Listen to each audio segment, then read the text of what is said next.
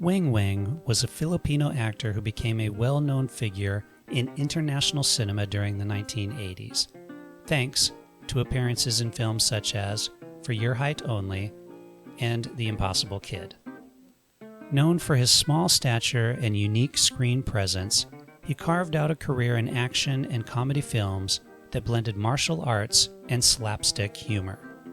Although his fame was relatively short-lived, some of his films have gained a cult following, allowing those who appreciate Filipino goon cinema to watch his movies. Weng Weng was born Ernesto de la Cruz on September 7, 1957. He was the youngest of 5 children. His mother worked doing laundry, and his father was an electrician.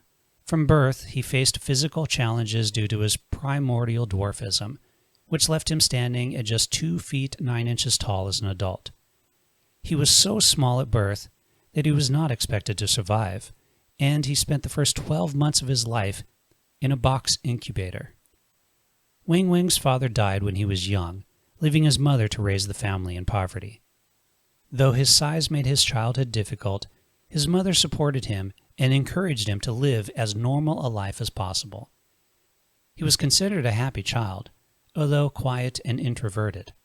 He developed an early interest in physical activity, particularly martial arts, and watched as many martial arts movies as possible. He would later go on to study karate. Weng Weng began his journey in the film industry during the late 1970s, at a time when films in the Philippines were made quickly and on low budgets. His skills in karate and stunt work caught the attention of filmmakers Bobby A. Suarez and Luis San Juan, and he soon found himself cast in small roles in films by Peter and Cora Cabales of Lilu Productions. Even as the budgets of his films increased and his roles grew from supporting to leading, Weng Weng was often paid very little. His big break came in 1981 with the film Agent 00, where he starred as a pint-sized secret agent. In the film, Weng Weng played a James Bond-style character, performing stunts, fighting villains, and using his size and agility for both comedic and dramatic effect. Audiences were captivated by his agility, charm, and the novelty of seeing a hero who defied conventional expectations. Weng Weng then starred in For Your Height Only, in which Weng Weng again played Agent 00, who must rescue a kidnapped scientist, fight various goons, and, of course, save the girl. In 1981, First Lady Imelda Marcos set up the Manila International Film Festival to showcase Filipino culture. The only film that sold at the festival was For Your Height Only.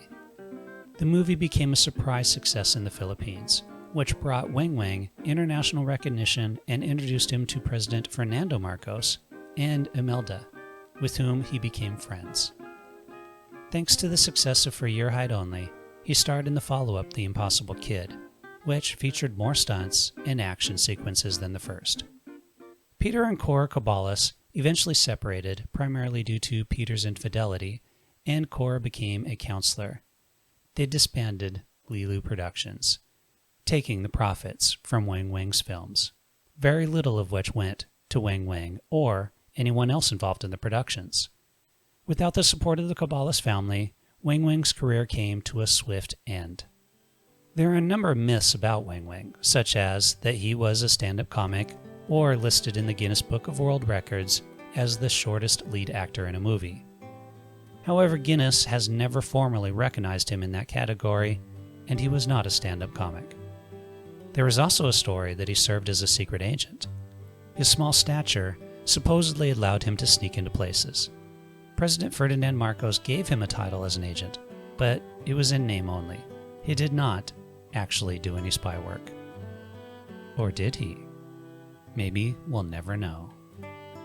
Outside of the spotlight, Weng Weng lived a modest and private life.